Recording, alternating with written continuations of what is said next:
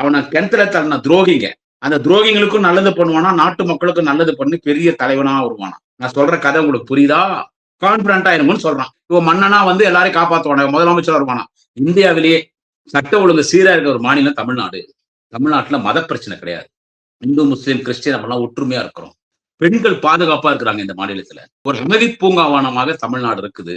இந்தியாவிலே தமிழ்நாட்டுல தான் நம்ம எல்லாம் நிம்மதியா இருக்கிறோம். சட்ட ஒழுங்கு நல்லா இருக்குது. தற்குறி விஜய்க்கு, அந்த பொம்பளை பொறுக்கி குடிகார விஜய்க்கு மூஞ்சில ஆடலிங்க. போது தலைவர் தளபதியுடைய திராவிட மாடல் அரசை பாராட்டிட்டார். உண்மை பேசினார் பெரிய மனுஷன். ஒரு பெரிய இடம், மன்னர் பரம்பரை, இளவரசர், பிரின்ஸ். இந்த சிக்கந்தர் பாஷா தர்கா விஷயம் வாயே திறக்கல. எனவே அதுல மிகுந்த மரியாதைக்குரிய ஆற்காடு இலவச நவாப் அவர்கள் கொஞ்சம் யோசிச்சிருக்கணும். இருந்தா நீங்க பங்கேற்றீங்க, அது உங்களுடைய தனிப்பட்ட சுதந்திரம். ஆனா பங்கேற்று அவன் மூஞ்சில கறி பூசுனீங்க. கர்த்தர் நவாப் மூலியமா சொல்லிட்டார், உனக்கு செருப்படிடா தற்குறி விஜய். நண்பர்களே வணக்கம். குடியாத்தம் குமரன். நண்பர்களே, இந்த தமிழக வெத்துவெட்டு கழக தலைவர் இந்த தற்குறி விஜய் அவன் கட்சி சார்பா கிறிஸ்துமஸ் விழா நடத்தினான். கிறிஸ்துமஸ் விழா நடத்துறது நல்லது, அது யாரும் விமர்சிக்கல. கிறிஸ்துமஸ் விழா நடத்துறது நல்லது. நம்மளும் சர்ச்சுக்கு போறோம். நானும் கிறிஸ்டியன் ஸ்கூல்ல படிச்சோம் தான் பெங்களூர்ல. அதுல அரசியல் பேசணும் முழுக்க முழுக்க. அங்கேயும் அரசியல் பேசுறான். பைபிள்ல வர கதைன்றான். பைபிள் வரது கதை இல்லை, அதெல்லாம் பொன்மொழிகள், இறைவனுடைய வார்த்தைகள் பைபிள் இருக்கு. அதை வந்து கதான்றோம். அதை சொல்றோம்.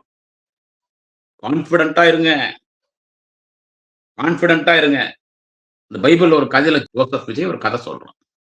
என்னன்னா, எல்லா சகோதரர்களும் சேர்ந்து கூட பிறந்த ஒரு தம்பிய சகோதரனா சேர்ந்து கிணத்துல தள்ளிட்டாங்களாம். அவன் செத்துட்டோன்னு சொல்லி கிணத்துல தள்ளிட்டாங்களாம்.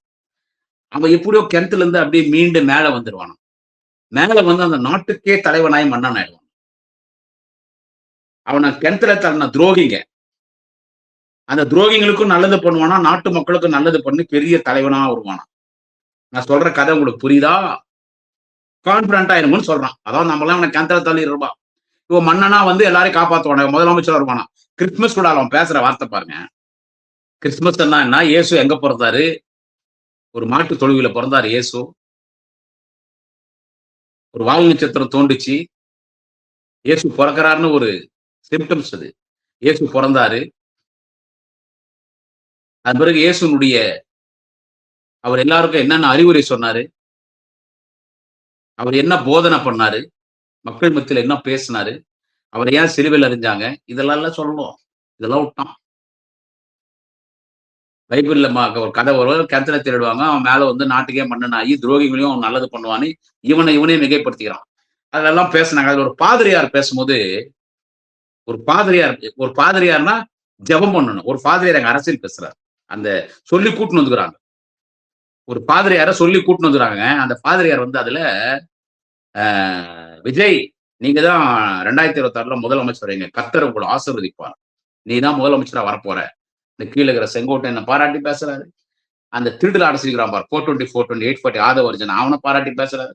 அந்த பரோட்டா கடை மாஸ்டர் அந்த புஷியாளனை பாராட்டி பேசுறாரு. ஒரு தமிழக வெத்துவெட்டு கழகத்தினுடைய ஒரு பேச்சாளர் மாதிரி அந்த வாடகை வாயன் நாஞ்சல் சம்பாதி எப்படி பேசுவான், இப்ப அங்க போய் எப்படி பேச்சுக்கிறான், அந்த மாதிரி ஒரு பாதிரியார் பேசுறேன். இதுல என்ன ஒரு ட்விஸ்ட்னு கேட்டா, அங்க எல்லாமே கலந்துக்கினாங்க. எல்லா பாதிரியார்ஸ் எல்லாம் பேசினா, அவங்களோட நடுவிலேயே பேசினாங்க. கடைசியில விஜய் 2 வாழ்த்துனாங்க. அவன் கூப்பிட்டுருக்கான் நல்ல நிகழ்ச்சிக்கு. அவன் தான் நான் தான் முதலமைச்சர் நாக்க போட்டு தொங்கினுக்கிறானு. அவர் 2 வார்த்தை பேசுவாங்க. பிரம்மகுமாரில இருந்து ஒரு அம்மையார் இருந்தாங்க, அவங்களும் எதுவும் பேசினாங்க. எல்லாம் போயிட்டு ஆர்கார் நவாப் பேசினாங்க. அதாங்க இந்த பதிவு, ஒரு ஷார்ட்டான பதிவு தான். ஆர்கார் நவாப் பேசினாங்க. ஆர்கார் நவாப் இளவரசர், ஆர்கார் நவாப் இளவரசர் அருமையா பேசினார். அவர் பேசும்போது ரொம்ப டீசெண்டா சொன்னார். நம்ம எல்லாம் தமிழ்நாட்டுல இருக்கிறோம், நம்ம எல்லாம் தமிழ்நாட்டுல பிறந்திருக்கோம். இந்தியாவிலே சட்ட ஒழுங்கா இருக்கிற ஒரு மாநிலம் தமிழ்நாடு தான். இந்தியாவிலேயே சட்ட ஒழுங்கு சீரா இருக்கிற ஒரு மாநிலம் தமிழ்நாடு. தமிழ்நாட்டுல மத பிரச்சனை கிடையாது. இந்து, முஸ்லீம், கிறிஸ்டியன் நம்ம எல்லாம் ஒற்றுமையா இருக்கிறோம். பெண்கள் பாதுகாப்பா இருக்கிறாங்க இந்த மாநிலத்துல. இந்தியாவிலே பெண்கள் பாதுகாப்பா இருக்கிறாங்க. தமிழ்நாட்டுல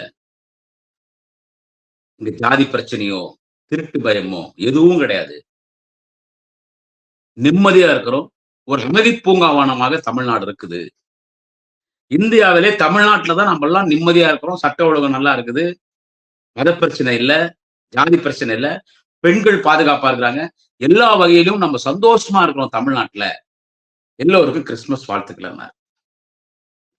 விஜய் தற்குறி விஜய்க்கு, அந்த பொம்பள பொறுக்கி குடிகார விஜய்க்கு மூஞ்சில ஆடலைங்க. என்னடா நம்ம பாதிரியார விட்டு நம்ம நாட்டு முதலமைச்சர் பேச வச்சுட்டோம். ஆற்காடு நவாப் வந்திருக்காரு. நவாப்னா யார்? அவங்க எவ்வளவு பெரிய ஃபேமிலி அவங்க. நவாப் எவ்வளவு பெரிய ஃபேமிலி அவங்க. நான் முன்பு குறிப்பிட்டது போல் அவங்க நவாப் அவங்க தான் எத்தனையோ நூற்றுக்கணக்கான இந்து கோயில்கள் கட்டுறதுக்கு இடம் கொடுத்து கோயில் கட்டுறதுக்கு பணம் எல்லாம் கொடுத்தாங்க. நூற்றுக்கணக்கான சர்ச் கட்டுறதுக்கு இடம் கொடுத்து பணம் எல்லாம் கொடுத்தாங்க நவாப் ஆட்சி காலத்துல.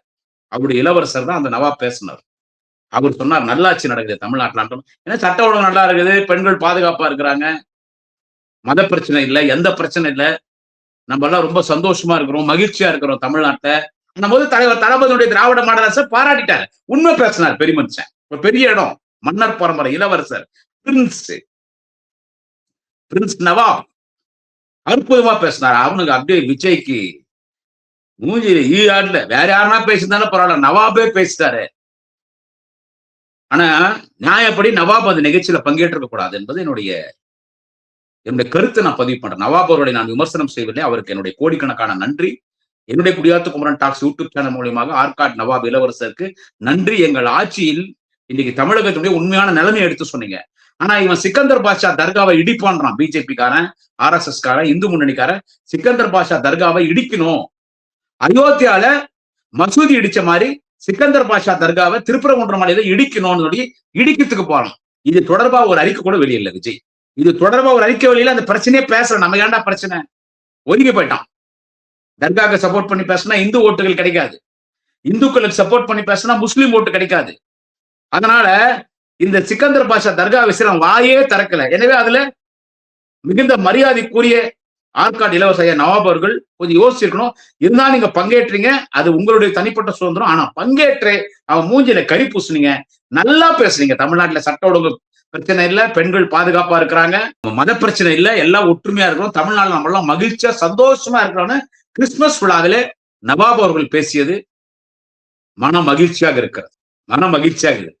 எனவே இன்னைக்கு தமிழ்நாட்டுடைய நிலைமை என்னன்றது கர்த்தர் நவாப் மூலியமா சொல்லிட்டார். கர்த்தர் நவாப் மூலியமா சொல்லிட்டார்.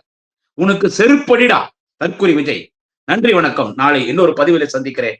நண்பர்களே அனைவரும் எனது குடியாத்தம் குமரன் டாக்ஸ் யூடியூப் சேனலை சப்ஸ்கிரைப் செய்யுங்கள், லைக் செய்யுங்கள், ஷேர் செய்யுங்கள், ஆதரவு தாருங்கள். வணக்கம்.